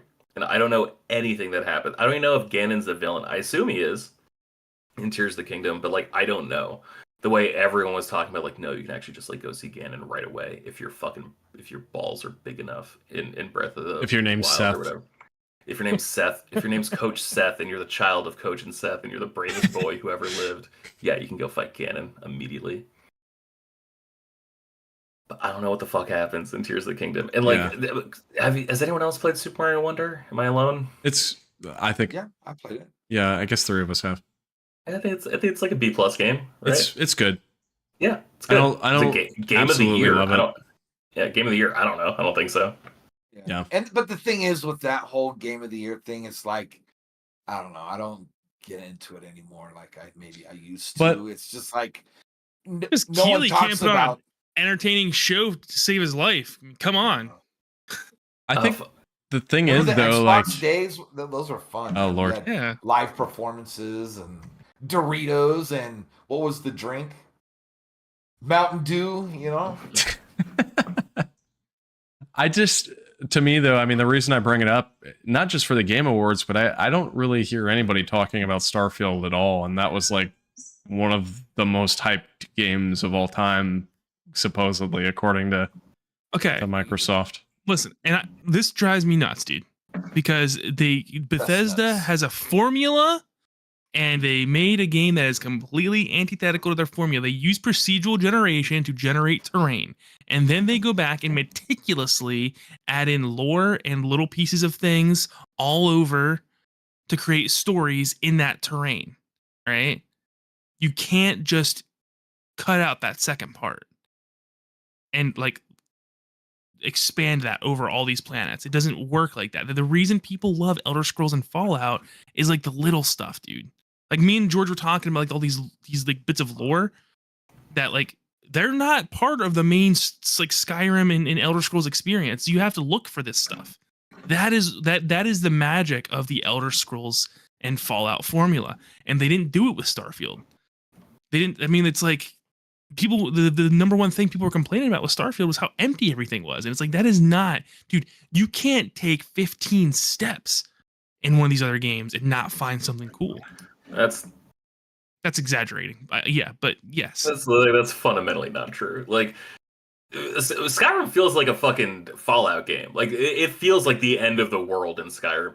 And then in Starfield, I actually get it. I'm like, yeah, man, it's a fucking big universe. Of course, there's not going to be anything like there's not going to be everything everywhere. So I actually think it makes perfect sense for Starfield, but doesn't make sense for Skyrim. I mean, it makes perfect sense for Starfield, but that doesn't make it a fun game. I love you so much. I didn't mean to disagree with you on mic. You disagree with me again. When you come to Pennsylvania, I'm gonna find you. All right. Oh yeah. Well, don't look for me in Valley Forge because that place fucking sucks, and I'm not gonna. No gift shop. No gift shop. No gift shop. It's not canon. If I have to pee, you can find me in Valley Forge because the only thing worth there is my piss on its face. I'll be waiting at the gates of Knobles. Isn't there Obi-Wan Knobles? Obi-Wan Knobles. Isn't there? I thought okay. 2. Correct me if I'm wrong. There like is something cool at Valley Forge though. Isn't like Washington's house at Valley Forge that you can go see? I don't know. Isn't that in National Treasure 2? They go to Valley Forge and they go to George Washington's house for a party and there's like his secret underground tunnel. Jefferson's house, and that was Montesino. Never mind. Don't call her. Just tell her never mind. That's a really cool place to go though. I was there. Holy crap. Yikes. I can't believe I remember so much about National Treasure 2. Yeah, that's a straight up hard fact. What does PlayStation have for next year? Do we know? Nothing, dude. They have not announced hardly anything. Okay, in theory, Ghost of Tsushima 2. I don't even know if according to who? According to who? According to 5-year development cycle. George is like, that's true. According to the person that told me never to tell that secret. I mean, hypothetically. Well, hold on. I don't do video game work. Let's reverse because we are forgetting the Final Fantasy VII remake part 2. Actually. Which is a thing for next year. Wait, what day are we? I feel like we need to wrap up soon because we've been going on a little too long. It's been so fun. It has been so fun, but we recorded November 28th. In theory, okay, next Wednesday I probably can't record because I got what the hell. Well, Wednesdays are just tough for me because I host pub trivia at a bar now, and next Wednesday I have to host pub trivia at a bar, and I have to host awesome. Thank you. Yeah, I have a lot of fun with it. And I also have to host pub trivia for my company as like a happy hour event. So I'm doing double trivia that day. So I'm going to be like booked from like 3 to 9, basically. It sucks. I'm really looking forward to it. But December 7th, right? That's the Game Awards? Yes. December 7th. All right. So that is a Thursday. Seth, Coach, what are you guys doing on Thursday? If you guys want to do like a live stream reaction to that, I would love to. I know we talked about doing like That's a PlayStation 4 hours, bro. A PlayStation 3. That's 4 freaking hours, dude. Oh wait, December 7th. Oh, 4 that's hours a of Thursday. snooze fest. Oh, it's a Thursday. Oh, it's a football night. I don't know if I'm gonna watch the Game Awards. I gotta be honest. I might care about Thursday I'm at the football. point last 2 years I can't. Yeah, I don't know if I can do it anymore. I gotta be honest. Right. I've watched it the last few years, and I'm like, I don't know. I would also like to do one of those like we talked about doing like a PlayStation 3 retrospective for me for Christmas. I still really want to do that. I would love if we assigned each of us a console and we did like an audit on like major properties and like the last time something that series was released and like the last time something was like talked about for a series. So like if someone wants to take PlayStation, someone wants to take Xbox, someone wants to take Nintendo, and then someone doesn't have to do it. Someone could take Sega. So someone could just take the week off.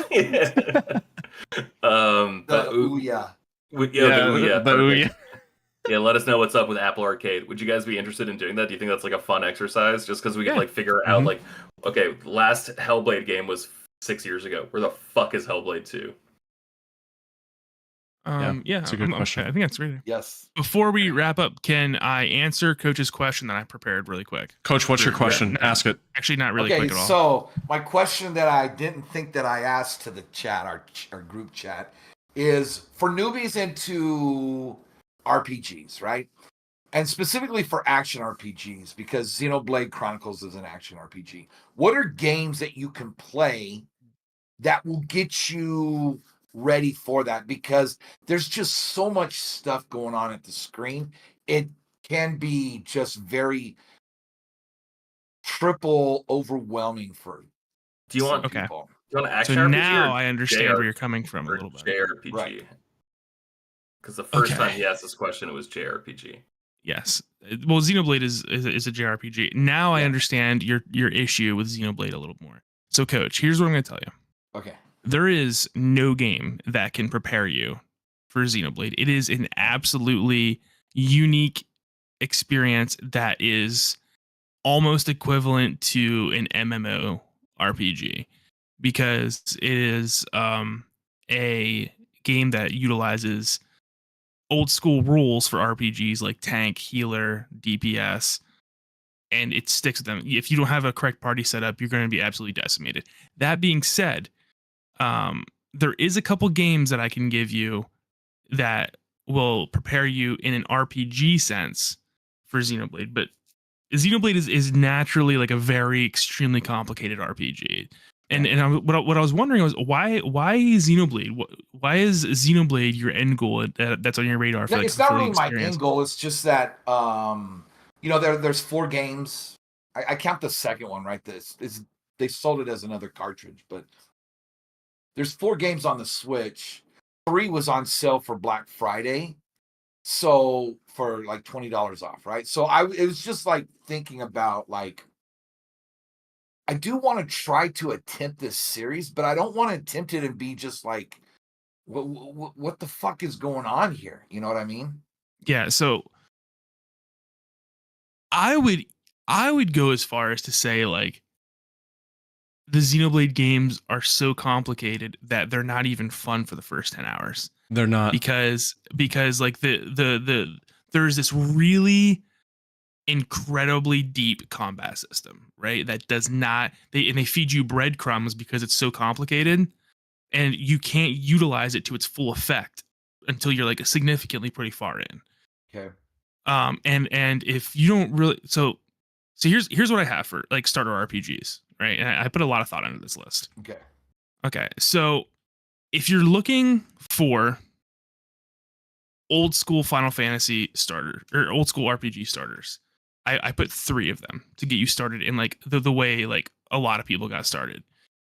The first one I have is Final Fantasy IV. Okay. And you could substitute this with Final Fantasy VI as well.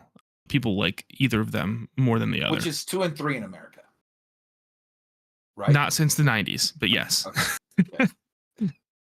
On the SNES, they were 2 and 3. Just but remember yes. how old Coach is. Yeah. But if you're looking at them in today's standard, you're going to find them as Final Fantasy IV and Final Fantasy VI. Okay. You'll never see them listed as 2 and 3 again. After that, if you're looking for if you enjoy that, I say go Chrono Trigger. Chrono Trigger is I think a kind of an overrated game, which is probably surprising to hear me say, but it is a really solid, stable RPG. I just don't think it's as groundbreaking as people make it seem. It's really good though, like definitely a must play for like RPG fans.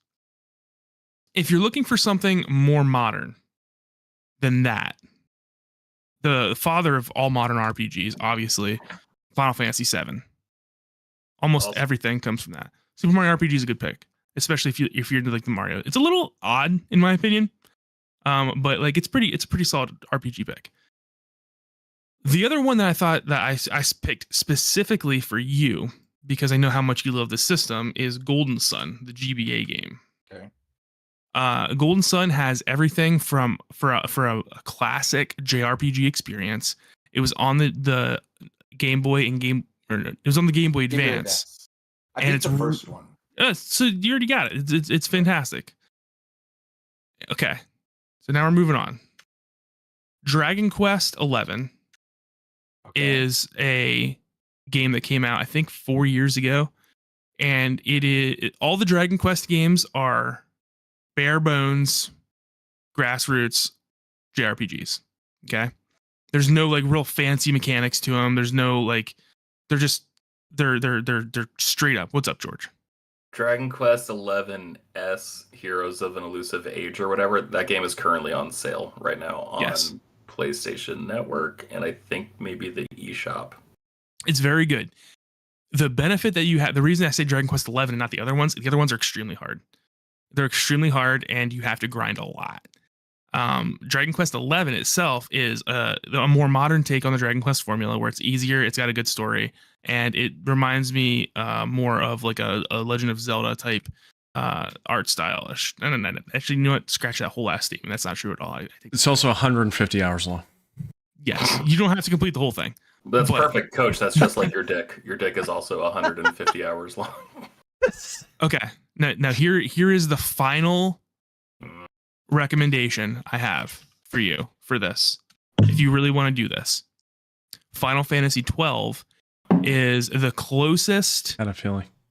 The Final Fantasy 12 is the closest thing I could find in my brain to a Xenoblade Chronicles system. And it's not even close, but it's the closest thing where like the characters move around the map a little bit, right? And you can select your abilities. It's not turn-based. It's active time battle based, speed based. So that's what I got for you. Final Fantasy 12, also great game. Great game, not too complicated. Maybe a little more complicated than the other ones. I mean, I personally don't love a lot of JRPGs just because my first experience of JRPGs was Pokemon, and I feel like that is a series that just like makes fundamental sense to me. Yeah. Oh, you have an electric guy, you're going up against a water guy, you've got an advantage. Oh, they've got a fire guy, you've got a leaf guy, they've got like I never know when to buff and when to debuff and shit in like a normal JRPG because like I am just so broken from Pokemon being like, well, why wouldn't I just attack every turn just to like whittle them down, and then I can just go to a Poke Center and then bring my boys back.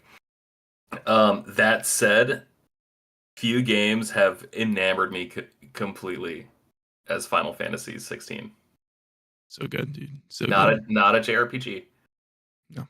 But I feel like that game has done more to get me interested in JRPGs than any other game. And I say that as someone who has like beaten all of Final Fantasy 5. It's the only Final Fantasy game I've ever completed. Like heresy. You should so you've never played like 7, 8, 9? I played a little bit of 8. I think I talked about that on the podcast. I really like the story of 8. I think everyone should play Final Fantasy 7. At least try it as so you can see like why that game was so big from a historical perspective. It's like, you know, it's watching an old movie or something. Like it does it play well? Does it look good? No, but like that is the first major modern 3D RPG, and yeah. That's what set the mold for everything else. My problem with that comparison is like, oh yeah, you should watch Casablanca. It's like a classic movie. Like, yeah, it's really boring. I'm like, yeah, but like the people still fucking look like people. I don't know what Cloud looks like in Final Fantasy 7, but it's not a person. Oh, thankfully, there's a remake, so you can see what he's supposed to look like. Yeah, but isn't that like not a JRPG? Isn't it more like an action game? No, it's ATB based, so like Final Fantasy 12 would be. Okay. But I can't recommend that because it's fundamentally different. Not a remake. It is a sequel to the original game. Yeah, if someone didn't play Final Fantasy 7 and they play the remake, they'd be like, "What is going on here? None of this makes any sense."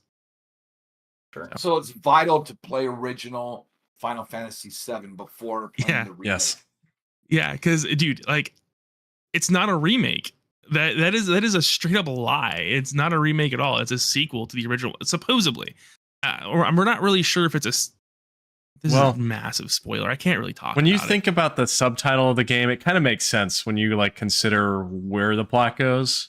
If that makes sense, I guess. But it is kind of like false advertising. So yeah. Like, are you as excited for the next what is it released in February? Rebirth. Yeah, I'm excited. Rebirth. You are?